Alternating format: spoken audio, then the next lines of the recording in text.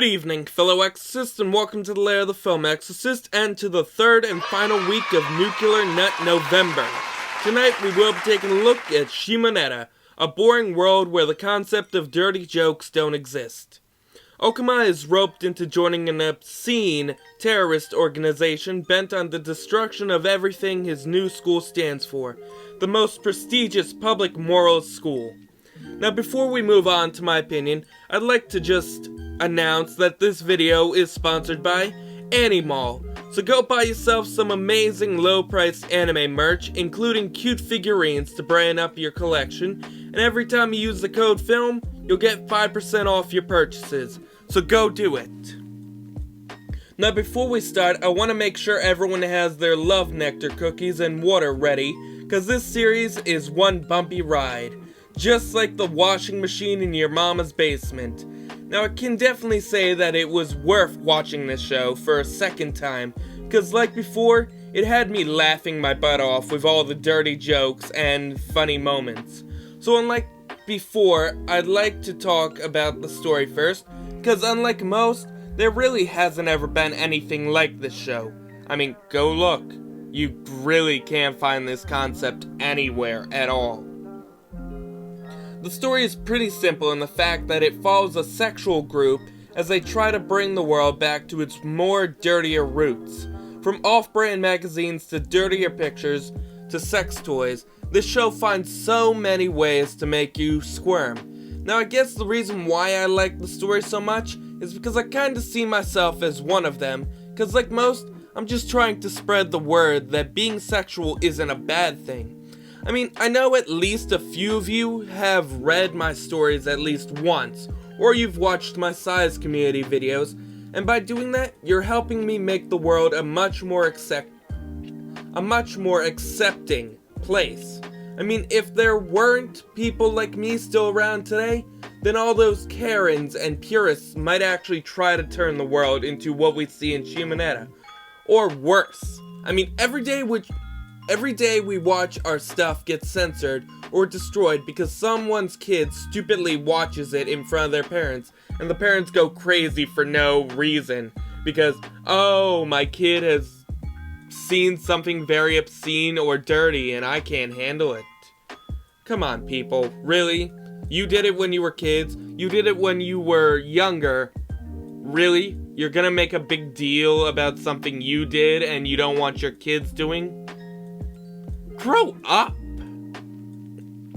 So yeah, like the characters of this show, I want to protect our rights to watch and talk about lewd stuff, but enough of that, let's get back to the story. Now like I was saying before, this show does a lot of dirty jokes, and I mean a lot. Like one of the main characters literally lets one loose in every episode, and I love it.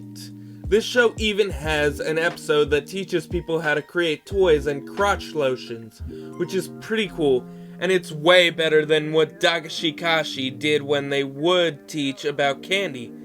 I also really like the show, how the show shows us what it might be like if someone too pure jumped headfirst into off-brand, without even knowing what it was, and I mean, I can definitely believe that someone like Anna could actually exist in this world, because there are all kinds of people out there, and it's not that hard to believe. Now, I also like the slow developing romance between our two main characters, because it doesn't really seem forced, because unlike Love is War, the show creates the idea of Okuma falling for Ayami, because she's the one that's trying to open his mind up to the world, and you can kind of see small hints throughout the show that he does slowly start to admire her with each action. Now I will say this show's only problem is we don't really get to see any of the other characters' backstories.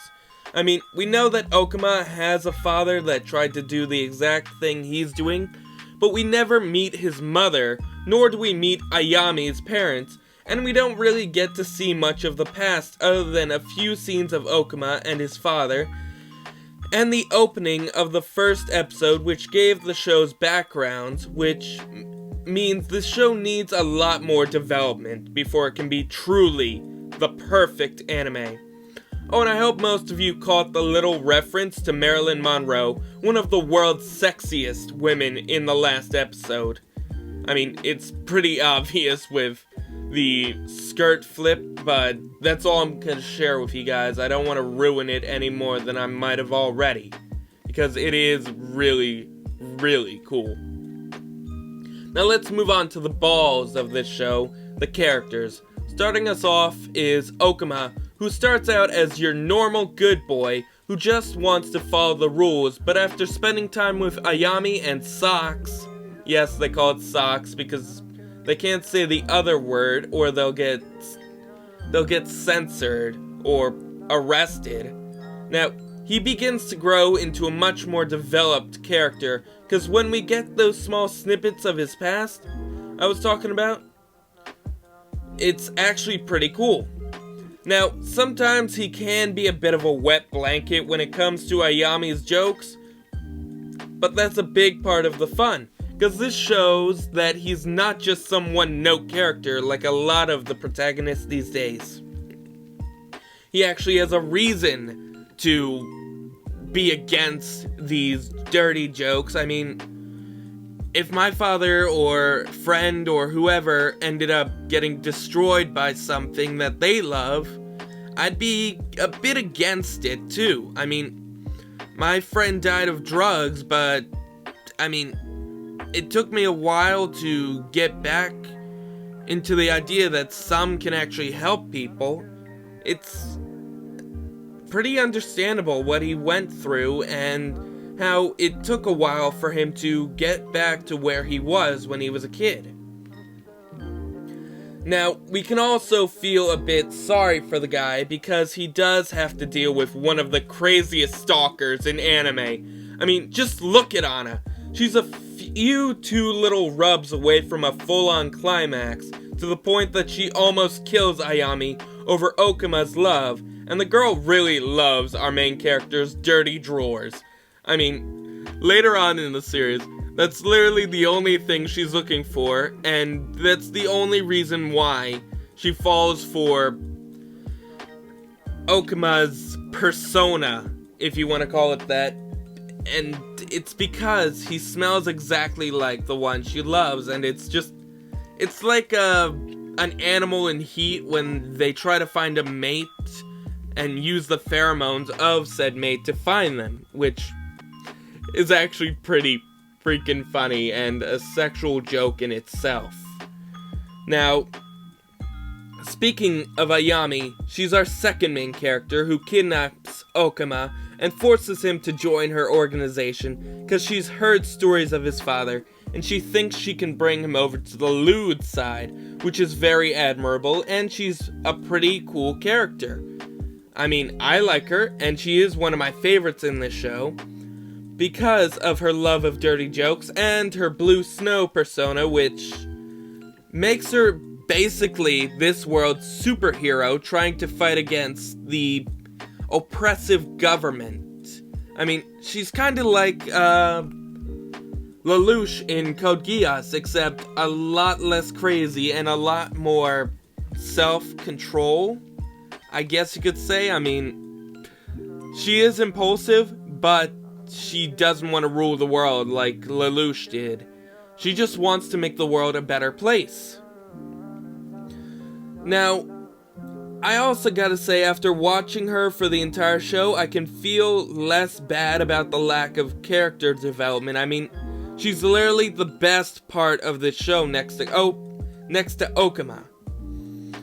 Finally, we have the crazy stalker girl herself, Anna, who really just wants to keep the world pure because that's what her parents brainwashed her into doing, and you kind of feel bad for her because most of the time she doesn't understand what's happening to her, especially when it comes to her love nectar, or during the episode that she literally keeps a toy in her bra and then ends up getting turned on by it. I mean, I'm pretty sure a lot of girls would be able to feel it just from watching that episode, and it's actually really kind of hot.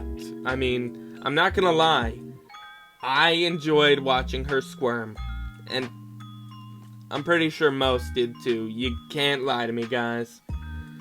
Now, she's basically the biggest example of why you should never shelter your kids from the off-brand of the world, because they might end up going crazy because they don't understand and it could ruin their lives. So yeah, most of the cast is really solid, and they make me wish that there was a second season out there being developed like the rumors say there is. I hope these rumors are true, because I've been waiting years for this to come. I've been waiting years for them to come up with something more for this show. I mean, they left us with a pretty big cliffhanger and so little time to enjoy this show. I mean, I literally finished this, say, a day, maybe two, due to work, and I want more. I really want more, because this is one of my top anime out there. Maybe top 5. So, please, whoever worked on the show, find a way to make a sequel series, or at least a season 2. Please, I'm begging you. Make it happen. So yeah, I'd love to give this show a love nectar filled 9.5 out of 10, because of the amazing story concept and the great characters, but I did have to deduct a bit due to the lack of character development for some of the characters, which is why I'm recommending this to anyone looking to have a good time with some really dirty jokes, or you're just looking for something fun to watch during these hard times. So yeah, don't forget to like, comment, and subscribe, and don't forget to squirm on over to Animal, the store for all your anime merch needs. And if you use the code FILM, you'll get 5% off your purchases. So have a great night, guys, and don't forget to have fun tonight.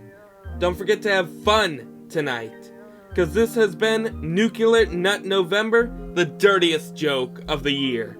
Have a great night, guys.